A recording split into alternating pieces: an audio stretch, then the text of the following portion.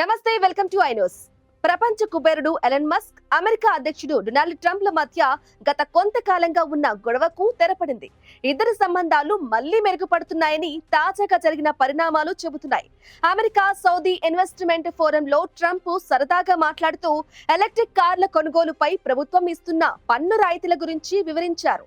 ఈ రాయితీలు మస్క్ కు చాలా మేలు చేస్తున్నాయని చెబుతూ, నేను ఇంత చేస్తున్నా కనీసం మస్క్ నాకు సరిగా థ్యాంక్స్ కూడా చెప్పాడా అని నవ్వుతూ ప్రశ్నించారు. అంతేకాదు, నేను నీ వెంటే ఉన్నాను అని ఎలాన్ మస్క్ అభయమిచ్చారు.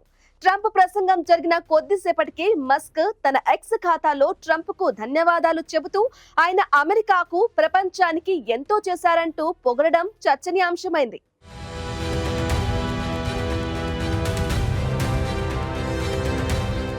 నిజానికి వీరిద్దరి మధ్య విభేదాలు చాలా తీవ్రంగా ఉండేవి.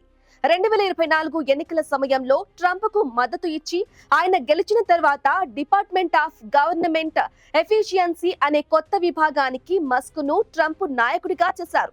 కానీ ట్రంప్ తెచ్చిన కొన్ని పెద్ద బిల్లులను మస్క్ వ్యతిరేకించడంతో ఈ ఏడాది మే 30న మస్క్ ఆ పదవికి రాజీనామా చేశారు. ఆ తర్వాత బహిరంగంగా ఒకరిపై ఒకరు విమర్శలు, వార్నింగ్లు ఇచ్చుకున్నారు. ఈ గొడవ కారణంగా మస్క్ వ్యాపారాలపై తీవ్ర ప్రభావం పడింది. టెస్లా షేర్లు పడిపోయాయి. నాసాతో స్పేస్ ఎక్స్ ఒప్పందాలు కూడా రద్దయ్యే పరిస్థితి వచ్చింది. ఇక రాజకీయాల్లో జోక్యం చేసుకుని ట్రంప్ ను ఇరుకున పెట్టిన కొన్ని ఫైళ్లను కూడా మస్క్ ప్రస్తావించారు.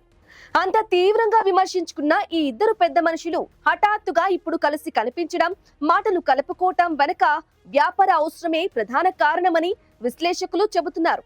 ప్రభుత్వంతో మంచి సంబంధాలు ఉంటేనే టెస్లా, స్పేస్ ఎక్స్ వంటి పెద్ద కంపెనీలకు లాభాలు, కొత్త ఒప్పందాలు దక్కుతాయి. తాజాగా సౌదీ యువరాజు కోసం వైట్ హౌస్ లో ఏర్పాటు చేసిన విందుకు టిమ్ కుక్, క్రిస్టియానో రొనాల్డో వంటి ఇతర పెద్ద ప్రముఖులు కూడా హాజరయ్యారు.